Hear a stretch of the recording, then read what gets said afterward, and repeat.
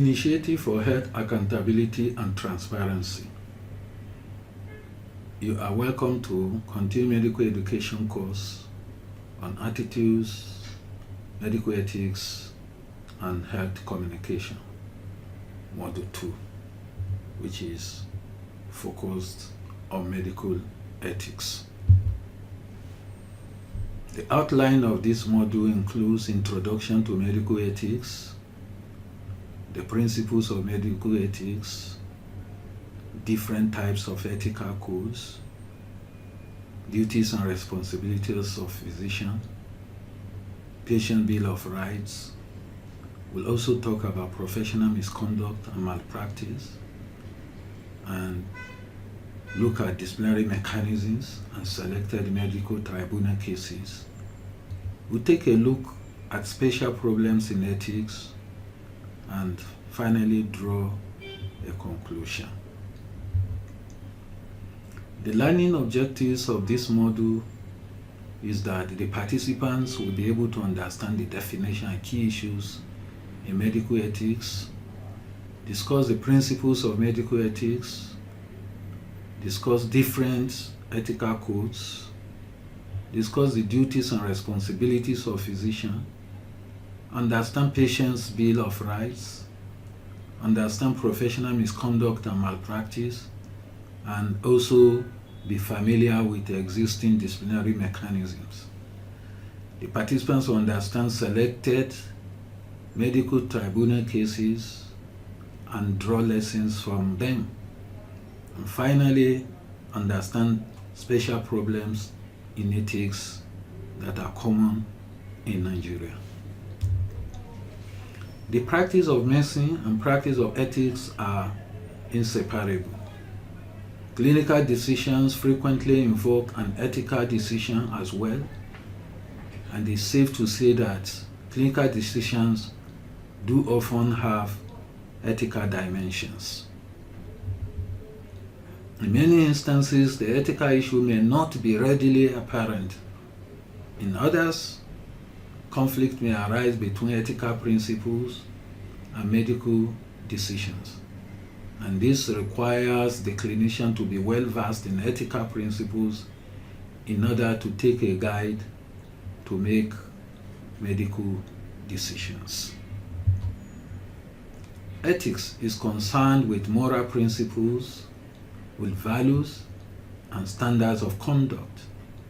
Morality is the value dimension of human decision making and behavior. Ethics is a unique concept. Ethics is not the same as feelings or conscience. Ethics is not religion. Ethics is not law, nor does it follow the law. Ethics is not following culturally accepted norms, and ethics is not science.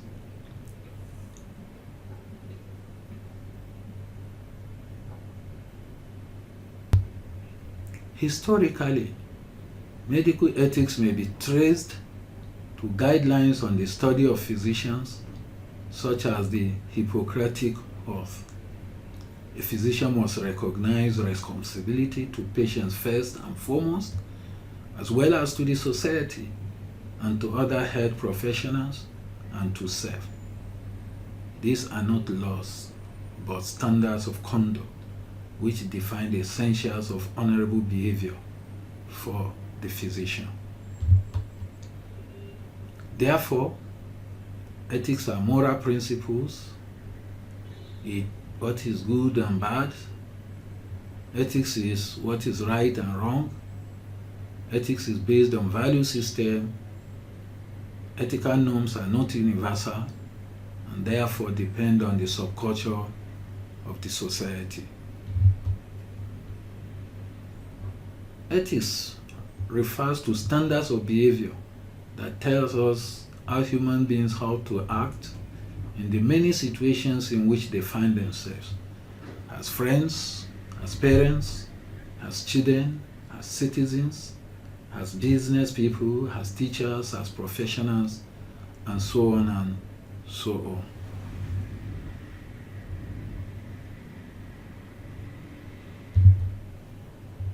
The relation between doctor and patient is based on mutual trust, which forms the foundation of medical ethics.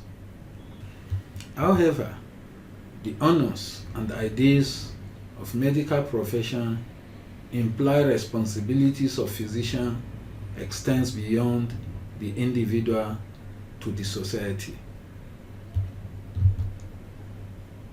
The public expect doctors to have high standard of medical ability and skill, and also high ethical behaviors.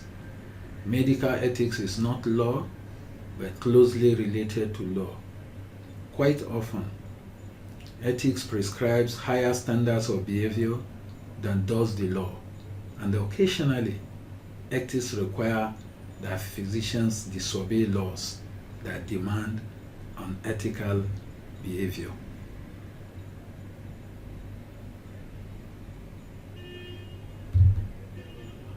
Professional ethics as a type of ethic. Professional ethics are the civil code of behaviors considered correct by member of the profession for the good of both the stakeholders and the profession itself. Now let us look at the rationality for medical ethics. The study of ethics prepares medical professionals to recognize difficult situations and to deal with them in a rational and principled manner. Ethics is also important in physicians' interactions with the society and their colleagues, and for the conduct of medical research. The second aspect of rationality is that ethical principles such as respect for persons, informed consent, and confidentiality are basic to the physician-patient relationship. Application of these principles in specific situations is often problematic, since physicians, patients, and their families and other healthcare personnel may disagree about what is the right way to act in a particular situation. Let us take a brainstorming session. What are the principles of medical ethics? You may wish to take a pen and a notebook and put key issues you can remember of your understanding of principles of medical ethics. It should be in one keyword.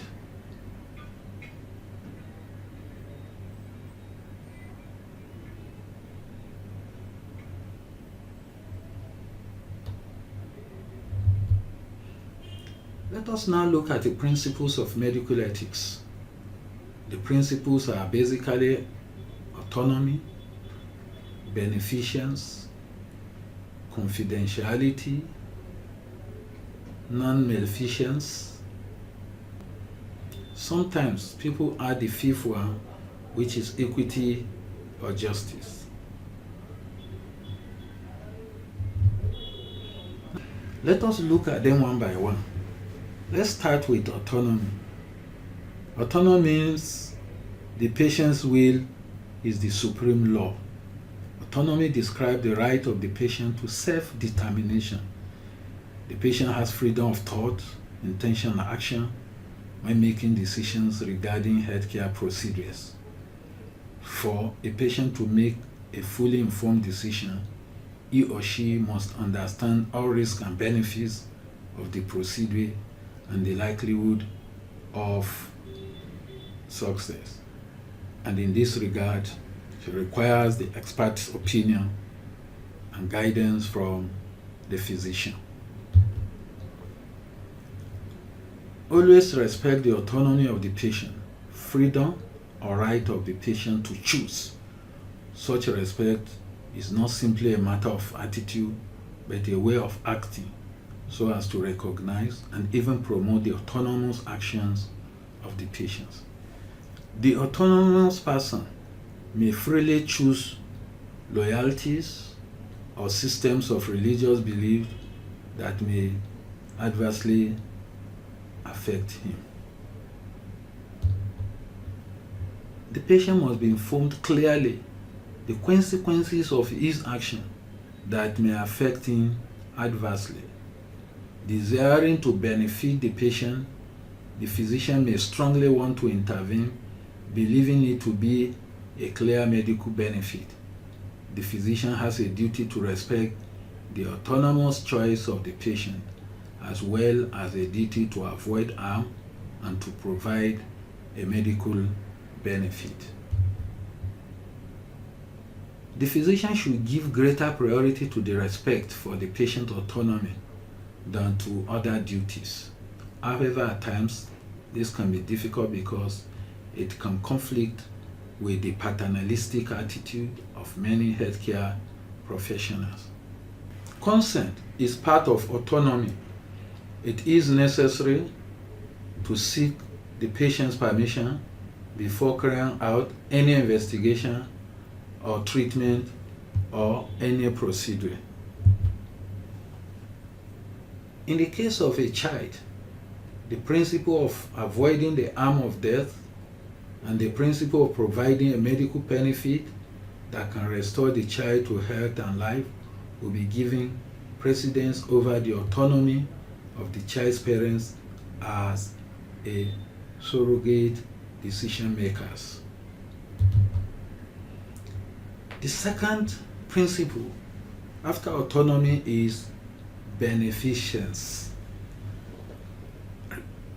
And this requires physicians to take positive actions for the benefit of patients.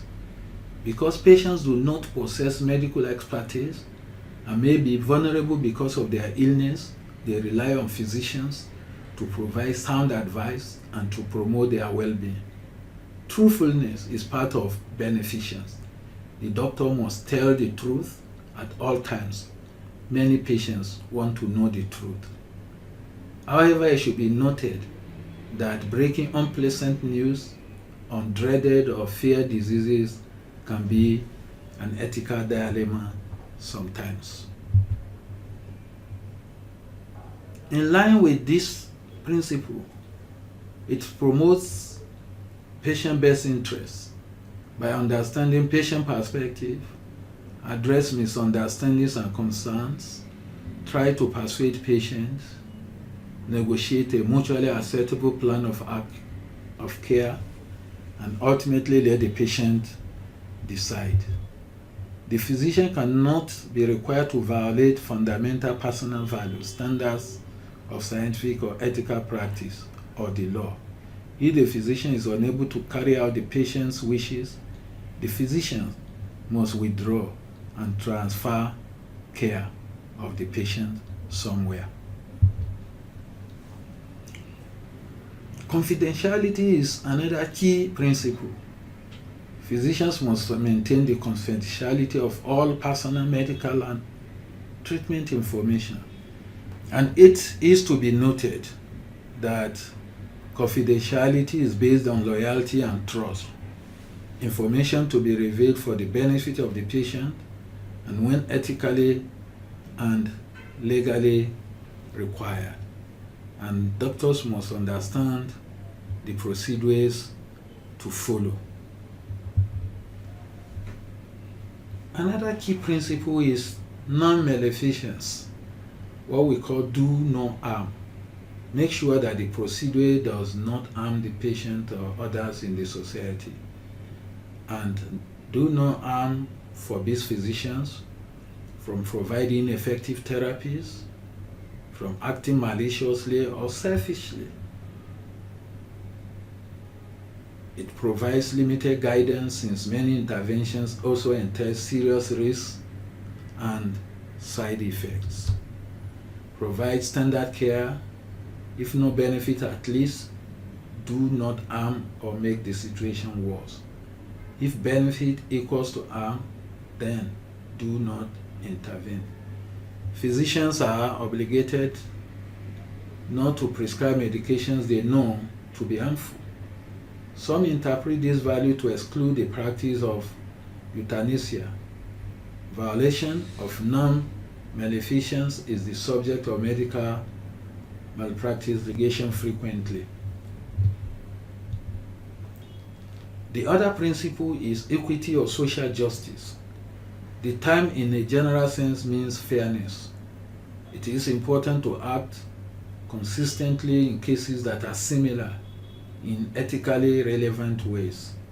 Otherwise, decision will be arbitrary, it will be biased and unfair. And this is the basis for equity or social justice. The distribution of scarce health resources and decision of who gets what treatment, that is fairness and equality, and the burden and benefits of new or experimental treatments must be distributed equally among all groups in the society. It should not be exclusive to only the privileged few.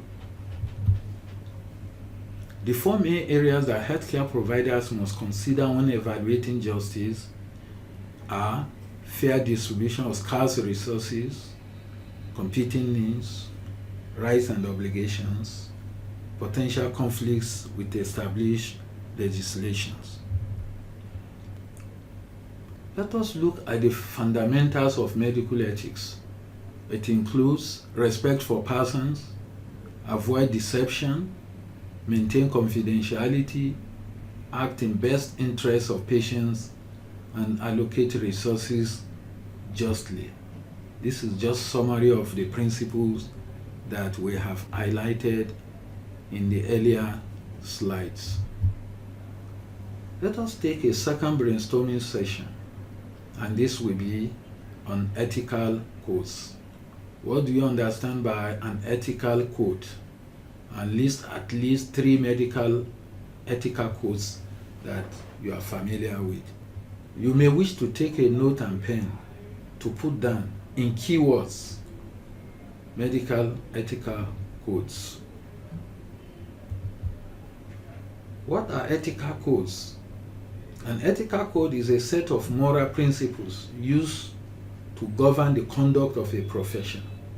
In medical profession, there are quite a number of them. The significant ones include, first and foremost, what every doctor is mostly familiar with, is the Hippocratic Oath. We also have the Declaration of Geneva, the International Code of Medical Ethics. We have the Nuremberg Code, the Universal Declaration of Human Rights, and finally, the Helsinki Declaration. Let us look at these codes in more detail. The Hippocratic Oath is one of the earliest documents in medical ethics. It dates back to 5th century BC. Traditionally, all doctors recite this oath at swearing in. It is considered sacred for its religious foundation and for emphasizing on sanctity. The rigid set of ethics disregards circumstantial variations and cannot be followed in today's healthcare system. There is the Declaration of Geneva. The World Medical Association adopted this declaration in 1948. It is a declaration of physicians' dedication to the humanitarian goals of medicine. That is why a lot of people see the role of healthcare professionals as humanitarian service. The Declaration of Geneva was intended to update the Oath of Hippocrates, which was no longer suitable to modern conditions. There is the International Code of Medical Ethics too of 2006, and is also the World Medical Association sponsored declaration which was adopted in Geneva. It codifies the duties of physicians in general, duties to patients and to colleagues. The other one is the Nuremberg Code. It is an international code of research ethics that was developed after the Second World War. widely adopted as a standard during the 1950s and 60s for protecting human subjects involved in clinical trials and research. We have the Universal Declaration of Human Rights, and it's a milestone document in the history of human rights. The declaration was proclaimed by the UN General Assembly and sets out fundamental human rights to be universally protected. The Helsinki Declaration set of ethical principles regarding human experimentation that was developed by the World Medical Association in 1964. It is to be noted that the declaration is morally binding on all physicians and that obligations override any national or local laws or regulations.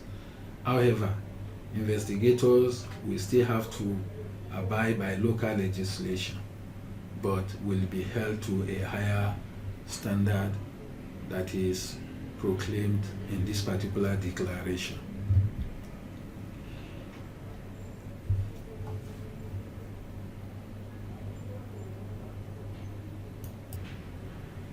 Let us look at the duties and responsibilities of physicians in general.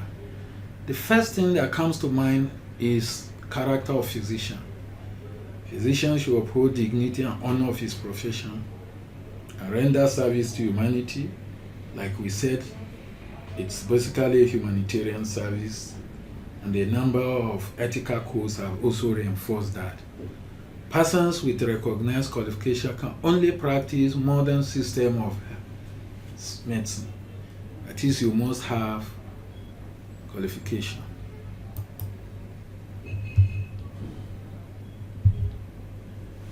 Maintain good medical practice. Render service to humanity with full respect for the dignity of the profession and also for the dignity of man. And it's also important to maintain medical records.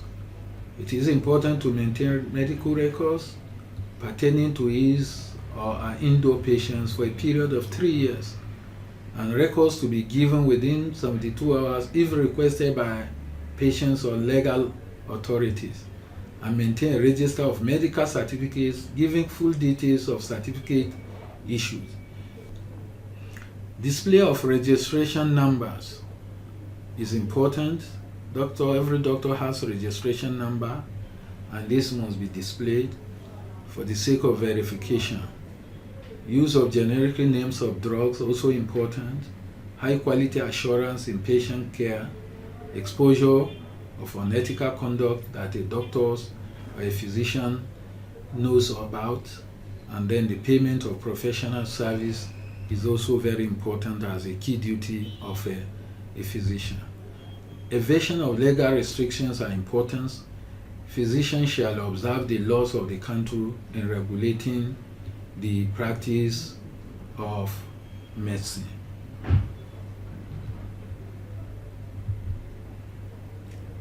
Obligations to the sick are important. Always respond to the cause of the sick. Ailments not within range of experience, he can refuse treatment and refer. Patients, delicacy and secrecy. Patience and delicacy should characterize the physician.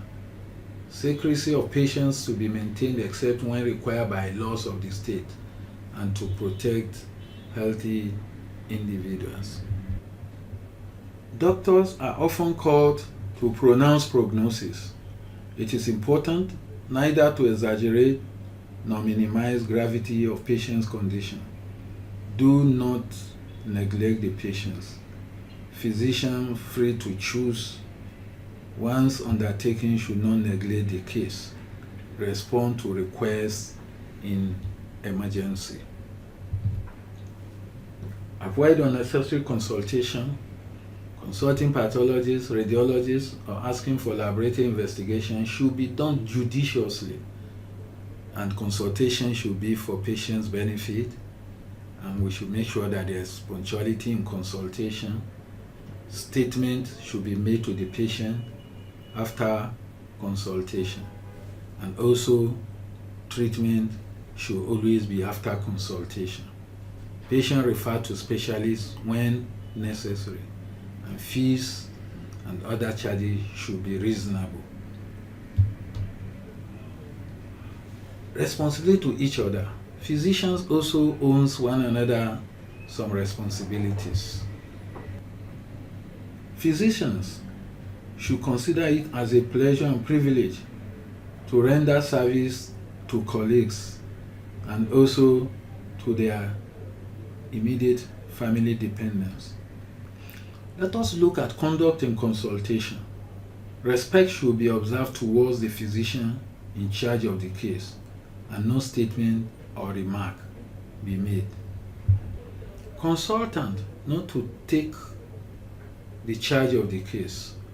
Appointment of the substitute only when he has the capacity. Only when he has the capacity to discharge the additional responsibility along with his or her other duties. Then visiting another physician's case, avoid remarks upon the diagnosis or the treatment that has been adopted. Let us look at the duties of physicians to public and paramedic staff. Physicians as citizens should particularly cooperate with the authorities in the administration, particularly in the areas of public health laws and regulations. On public and community health, physicians should enlighten the public concerning public health issues, particularly in the prevention of epidemic and communicable diseases. And to other staffs, particularly nurses, midwives, and pharmacists, physicians should promote and recognize their service and seek their cooperation. Healthcare is a teamwork, and everybody in a team has some role to play. Let us take a third brainstorming session, the Patient's Bill of Rights. What rights are guaranteed for those receiving Medicare in Nigeria? You might wish to take a pen and a notebook and note down in keywords what you think about this question.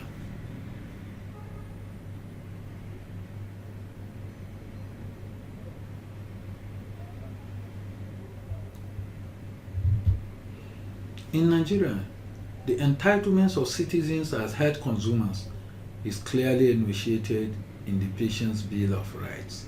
The Bill of Rights is a list of guarantees for those receiving Medicare. It may take the form of a non-binding declaration, but could also be promulgated into law. What we have in Nigeria today is the Bill of Rights, which is in form of non-binding declaration. Typically, a Patient Bill of Rights guarantees patients information, fair treatment, and autonomy over medical decisions like we have highlighted earlier, among other rights. It also outlines some responsibilities of the patients and also the provider responsibilities. It should be noted that significantly, Section 20 of National Health Act has converted many of the patient rights into law, including the right to emergency care. The key issue, which is very central to the practice of medical ethics, is breach of professional ethics. And what it means is contravention or violation of medical code of conduct. And this can happen in two forms. It could be as a misconduct, or it can be as a malpractice. Professional misconduct is behavior by a professional that implies an intentional compromise of ethical standard. It's a more serious disciplinary issue. While in the case of professional malpractice, it is a breach by a member of a profession of either a standard of care or a standard of conduct, but often it refers to negligence by a professional person, such as a lawyer, a doctor, dentist, an accountant, etc. The failure to meet a standard of care or a standard of conduct that is recognized by a profession reaches the level of malpractice when a patient is injured or damaged because of error. In this case, the emphasis is it's not intentional, but because of error. There are disciplinary mechanisms to address issues of misconduct or malpractice. Medical and allied professions are highly regulated through special organs of government, the professional regulatory agencies, which are available for various professionals, from medical doctors, for nurse and midwives, for pharmacists, for laboratory technicians. We also have for community health practitioners. Now, with specific emphasis on medical practitioners, Section 15 of Medical and Dental Practitioners Act provide for establishment of disciplinary tribunal and investigating panel. These are two separate entities. The tribunal is the instrument of censure for doctors, and its activities affect the quality of entire medical practice in Nigeria. It is the duty of the tribunal to ensure that victims of professional misconduct are not left helpless and hopeless. Let us look at some selected cases that the tribunal has handled over the years. We have a case of concealing a failed operation. We have also cases of clinical mismanagement. Particularly, there is a case of mismanagement of varicose ulcer in a diabetic. There are some cases of refusal of blood transfusion, particularly due to the faith one is holding, like the Jehovah's Witnesses. There are also issues of issuing fake death certificates. There are others like fatal case of hydrotubation and cases of iatrogenic fecal fistula. There are cases of fatal surgical procedures in illegal premises where laparotomy, cesarean section, and neotomies were performed.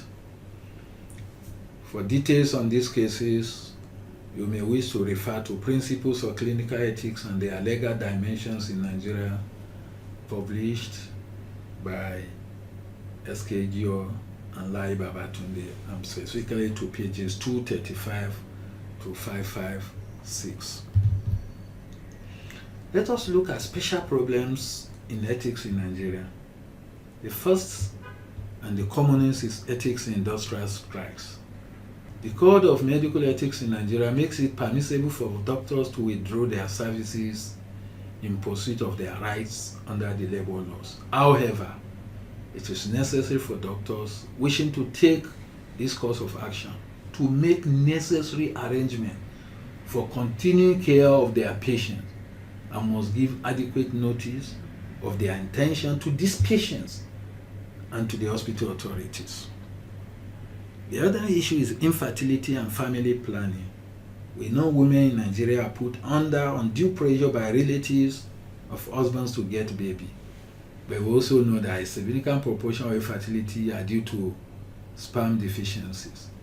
Therefore, a doctor's careless handling of family planning and investigation for infertility can easily disrupt a marriage, and this constitutes ethical dilemma of unimaginable proportion. The third special problem that is common is therapeutic abortion. Procuring or attempting to procure an abortion is a crime, but therapeutic abortion done with care and skill and in good faith without criminal intent and for the good of the mother is permitted. The issue of euthanasia, to speed up the end of human life trapped in pain and suffering when there is no hope of recovery and as a result of terminal and incurable condition, constitute ethical dilemma and no unanimity on this particular topic.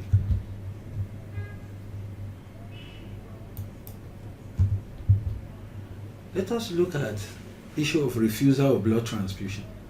Ethical concerns will arise in a Jehovah's Witness or any other faith-based decision that would not have blood transfusion. And this is quite common. Denial of emergency care is common in Nigeria. Mostly people will say, oh, you need police report. It should be noted that Part 3 of the National Health Act has converted many ethical issues into law. Section 20 specifically of this law has criminalized refusal to treat emergency. And finally, there are also issues of organ transplantation. There are deep ethical concerns in organ donation, live or cadaveric, and transplantation.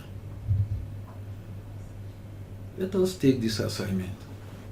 Why are ethical issues in medical practice important and common?